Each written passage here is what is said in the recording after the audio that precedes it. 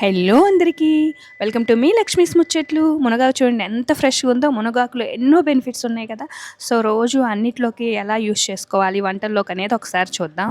ఆ, చక్కగా ఫ్రెష్గా భలే ఉంది. క్లీన్ చేసి పెట్టుకున్నాను. ఒక గుప్పెడు బెండకాయ ఫ్రైలోకి ఒక గుప్పెడు వేసేసుకొని చక్కగా వేయించుకున్నాను. అలాగే దొండకాయ కర్రీ అనమాట.